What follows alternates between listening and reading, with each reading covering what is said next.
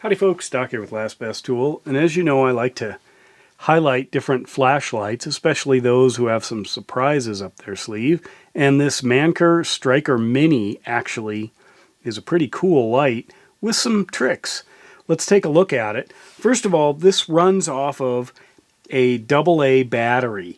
I've got a lithium one here. If I'm pushing this, a lithium or a rechargeable, I'm going to get around either 265 or 220 lumens max, and 8 lumens on low. So it's a double speed, two speeds plus a strobe.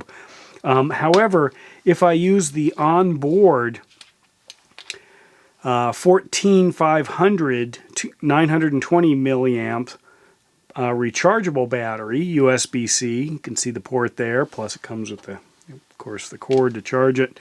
I can pump out of this thing a full 635 lumens on high, 50 on low, plus the strobe. It's a small design, but that's one of the features. If you look at this, it's got full on, high and low, and then a strobe if you want. But comes with this as well. This is a stainless steel striking bezel here. I can put it on just like that on the business end. If I do that, I do get some artifacts, as you can see here, but that's not really of much concern. Or I can flip it around and run it this way, and maybe that's safer for travel, and then you deploy it as needed, depending on the environment, both what you're up against and the permissiveness. Now, I have done stuff like this in the past, but nothing with this aggressiveness. One thing I really like, Surefire has made these different E2 and E1D defenders, and they've got a pretty aggressive bezel up on the front end. However, when I've traveled with them, especially the E2D, I have often wrapped tape around them, so you can see the difference. And that's primarily to make it look less tactical, less aggressive. Surefire also has done things like that. As you can see, I've got just the tape. I can fold it around. I've never had any trouble traveling on planes or anything with that. They use melted features on some of their lights. Here's one of their kind of, I don't know, EDC lights. You can see it's EDC-L1T, very smooth here. This is the Defender. You can see huge difference there. This is the backup, which they call melted, which has basically the features kind of melted down so it doesn't catch on anything. But anyway, I've had great luck with the Manker lights in the past. I did a video on this one. This is just a wonderful light. Very clear, very smooth light coming out of this thing. But going back to this, so it is a pocket carry light. You can see it's not a deep carry because of the design of the clip here. It has these cutouts in various spots, and those are actually for tritium inserts if you wanted. It comes with some plastic inserts, so you can kind of see how these fit in here, just like that. You can get tritium inserts to light this thing up or light up the tail cap, and those actually, you know, are up to your discretion. The individual components of this, there are 3 pieces, plus the battery. You can take off the tail cap here, the battery, the center column. So it's very much like a lot of Surefire lights.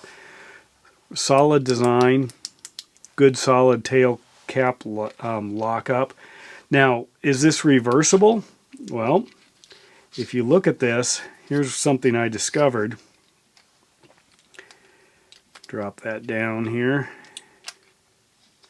If I put this on in the reverse position, I'm not getting it to light up. I don't know if I'm doing something wrong.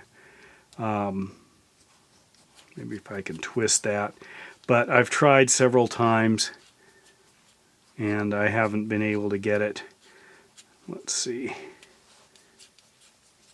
You know, it's to light up. Anyway, but if you reverse it, it works just fine. So the tail cap does seem to be in a fixed position. Whoops, there we go with the bezel. Anyway, let's head outside and take a look at what this does. Obviously, that center hot spot, both with and without the bezel, are going to be noticeable.